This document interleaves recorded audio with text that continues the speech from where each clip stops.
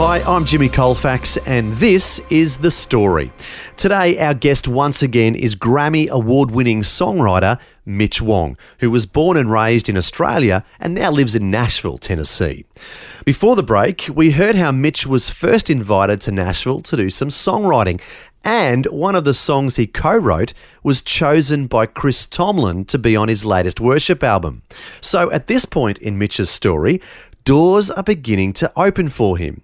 Now, we'll hear what happened next as Mitch continues his chat with Eric Scatterbo.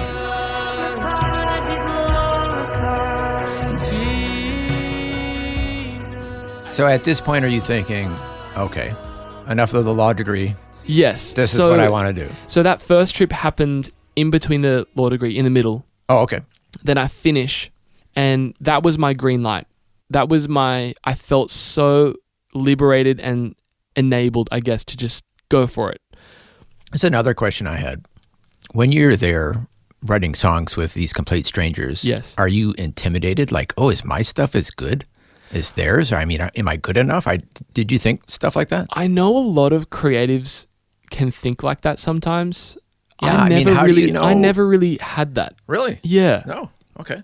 I don't know what that says, but sometimes you're just confident, or I'm not really just like an arrogant, confident person.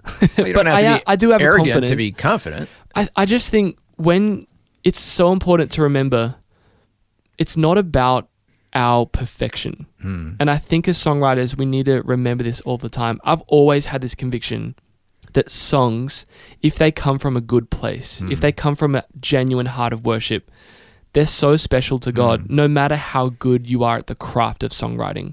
That's probably the main thing. Keep glorifying God as the main focus. Keep your eyes on Jesus, and you're not so much worried about yourself and whether you're up to snuff or whatever. When I share about songwriting and when I teach young songwriters, they come from all different skill levels, but I give them this analogy. If any of you have kids and they draw a picture of the family and put it on the fridge. Yep. Does it look anything like the family?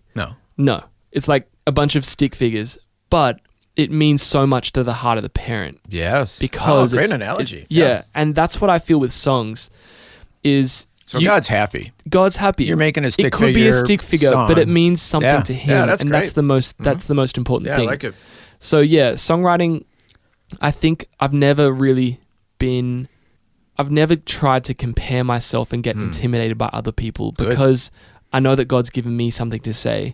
So if you're anchored in what God's... confidence. Yeah, exactly. Yeah. Your confidence is in pleasing God. Yep. Keep your eyes on that. Yep. You won't worry about all that other stuff. Yeah. Okay, sorry I distracted you. Let's get back to your story. So you're midway through your law degree. And then when that eventually finishes 18 months later, so the 3 years of law degree is done, I felt licensed to go just do music full time. And I had grown so much as a person and I'd grown in songwriting. And the funny thing is, the law degree actually really grew me as a songwriter. Really? Because... Now that I didn't see happen. Yeah, neither did I. But it's really cool because in legal writing, when you're writing about judgments or you need to, give legal advice, you have to condense really complex ideas into a very structured, easy to follow, simple to easy to understand way. And I think songs are like that because you've got really complex ideas. Sometimes the Bible has really complex theology, but when you write songs, you have to somehow make that easy to understand. Yeah, you can't have a theological dissertation in your and you've only got song. so much words. Yeah, right. Like you don't have a 500-word essay with a song. You've just got... With footnotes. Yeah, exactly. So it actually really helped my writing. And at that stage, I was... Who would have thought? I know. God did. Yeah. Yeah, at that stage, I was writing in Nashville probably 3 times a year. So I was making trips 2 to 3 times a year at 2 or 3 weeks at a time. And I remember 2 years in, I was standing in a church service called The Belonging, which is now my church in Nashville. And I felt God whisper to me. And it was so cool the way he did this because he said to me, son, you can live in Melbourne and have an amazing life and I will bless it. and it'll be awesome. That's option A. Option B is you can jump in the deep end in Nashville with me and see what happens. And I loved the way that he spoke to me, because it wasn't this command of like, you must go to Nashville, and it was so gentle. And I think he knew that I needed that, because growing up, I never thought I would move away from Melbourne. I love Melbourne so much, and I mean, all of our families here. So it was going to take something like that to make me move. And so I remember just standing in this church service wrecked, because I'm like, oh my gosh, I think I need to move to Nashville, away from my family, away from my church of 16 years, away from all that I've known and trusted. And but I just couldn't shake this whisper. Yeah. And I got everything ready. I got my visa ready, which took maybe a few months. And I remember I was 3 months away from moving to Nashville. And all of a sudden, I was in Melbourne. I remember it clear as day. It was actually nighttime. And I was driving home, and I was talking to my friend Steph, who was my best friend for 6 years. And we had been friends. I don't even remember the first time I met her, because we just had the same friendship groups. We just kind of hung out with each other, and we actually led praise and worship. She's a singer as well. And we would lead praise and worship at the campuses around Melbourne in Planet Shakers. So we would drive maybe to Geelong, and we would always get rostered on together. So we spent so much time in the car. Was somebody doing some matchmaking, or? Well, I think the Lord was. I mean, yeah, of course. But everyone used to say, you guys would be perfect for each other. And we were always like, no, it's just friends. And it really was. Like, honest to God, it was just friends. But then this night, I was 3 months away from moving to Nashville. I was driving home.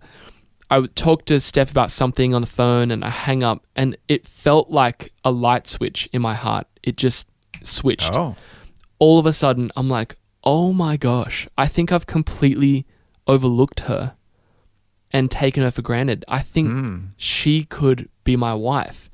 And it was this one moment thing that happened. I remember getting home. And after all that time together. After all that time. It was. Did you have any idea how she was feeling about the situation? I had thought about it, about dating her before, but never really seriously. It was always because it just made sense on paper. It was never, like a heart thing. Yeah. So I ask her out 1 week later. I take her out to coffee, and I find out that she had heard from God 18 months before that. And it was the clearest that she'd ever heard God speak to her. And he said, one day you're going to marry Mitch, but really, his heart hasn't come around yet, and it's going to be an overnight thing. Really? Yes. Oh, so that is so romantic. She had been waiting 18 months. Yeah. And she's not the kind of person who would manipulate anything or, drop hints or try and like make it happen herself. She literally was just waiting. And so you had no idea how interested she was in you? I, at times, had a little inkling. I'm like, I wonder. But we had actually, so in those 18 months of her hearing from God until I asked her out, I had gone out with some other friend in close proximity to her, which would have been so hard for her. And I'd also sat her down to clear the air because everyone was talking about us. So we're like, let's just clear the air and just see if anything's there. And I said to her, I think all we're ever going to be is friends. And we kind of left the conversation there. And she didn't say anything. Her she was poor heart. I know. I must have. And so all that to say, moral of the story, I'm so blessed. And that she put up with you? Yes. And she still does. Oh, that's beautiful. So it was just such a beautiful way. 3 months before you're about to leave. Yeah. So what happens? So then we start going out, and pretty much Nashville just gets put on hold. Oh, okay. Because I really felt we were really good friends. So we knew pretty much in 2 weeks we're going to get married. Wow. Like, it didn't take long. She already knew. I mean, she already knew. She was waiting for you. Yeah, she was being patient. But so we get married 10 months later. Then, and the funny story is, Steph's, she is a country music fanatic, and she loves Nashville. Oh, there you go. So she had actually been to Nashville before I ever had been to Nashville, and she'd traveled and visited it because she just loves the city. She loves the the country music there. She loves the culture there. It was always at the top of her list. How many Malaysian young people in Melbourne are into country music? I think she has to be the only one. Yeah, it's just, she says that all the time. It's the most random outlier. There's a lot of randomness in this story. Yes, but somehow it just all pointed the same direction. And she, had always wanted to visit it. And she actually felt as a teenager, she always had this feeling that she would live in the States one day. She felt like, actually in particular, Nashville. So when we started dating, it kind of became a matter of when we moved to Nashville, because it just was too random to not, it had to be something else. It had to be God leading us. So we got married, and we really wanted to spend 1 year married in Melbourne. We didn't want to just kind of get married and go peace out, see you guys, like we're moving country. Yeah. So we spent 1 year married, and in Melbourne, around family and friends. And I just think it's so important to ground your marriage the right way, especially in today. There's so much divorce, and it's so sad, and it just breaks my heart. And I think we really just wanted to take that extra time to be around our family and friends and lay really good foundations for the marriage, which was great. So then it comes to the end of February 2020, and that was the date that we had set. We're moving to Nashville. Can I ask what year you were born? 92. Okay. And we move, and I remember on the news, the main story in the news was the bushfires. There was one story about COVID in a Japanese cruise ship, that they'd grounded the cruise ship in Japan, and it was, being contained. Something about a virus, I think. Yes, some sort of virus. Yeah. So we move end of February 2020. Then 2 weeks later, the whole world shuts down. Yep. And we all know what happens next. Yep. But that was such it didn't take us long to realize that God had really moved us at exactly the right time that He wanted us to move. Because the option to travel back home was taken off the table. Yep. And we really were forced to put our roots down deep in Nashville. So we had a few months of, staying at home. We couldn't really build community or make friends. However, here you are in nice. A new country. Yes. It really was bizarre because we had moved, so excited. And God is so good, because in the first week we got our car, which having no credit in the States is a miracle. And we get our names put down for this apartment.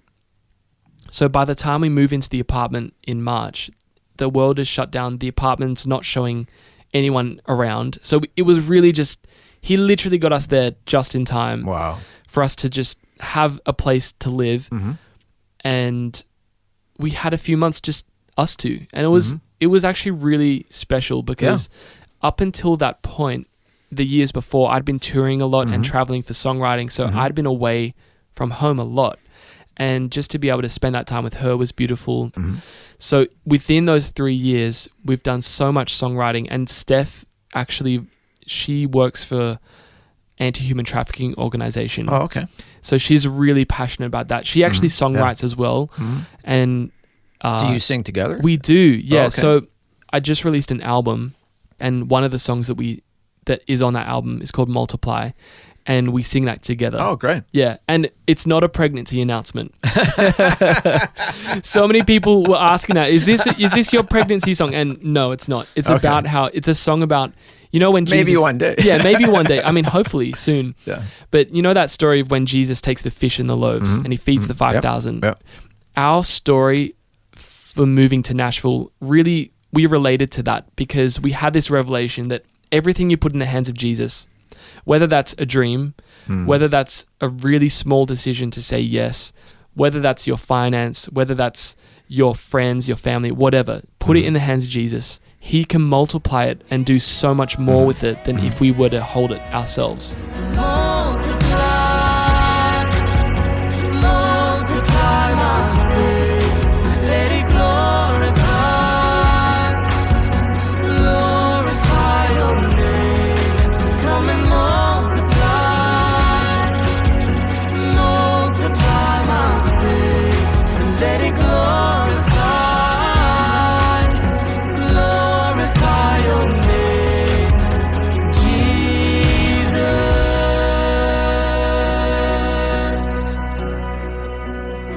That's Mitch Wong, along with his wife Steph, singing a beautiful song he wrote called Multiply. And that brings to an end part 2 of Eric Scatterbo's conversation with Mitch Wong. We invite you to join us again next time for part 3, when Mitch will share the story behind winning a Grammy Award for being one of the co-writers of CeCe Winans' hit song, Believe for It. That song won a Grammy for Best Contemporary Christian Song at the 2022 Grammy Awards. And the song also won the Gospel Music Association Dove Award for Song of the Year in 2022. So we'll hear all about that next time. Meanwhile, to find out more about Mitch and his music, you can go to his website. It's mitchwongmusic.com. Once again, that's mitchwongmusic.com. Well, until next time, when we'll hear more of Mitch's story, I'm Jimmy Colefax, encouraging you to share your story with someone today. Next time on The Story. I remember at the time we were believing for a way to go home because we hadn't seen our families in 2 years. And we went to our immigration lawyer and asked him, do we qualify for a green card? What do we need? And he said in the conversation, he's like, you know what, a Grammy nomination isn't enough. You actually have to win one.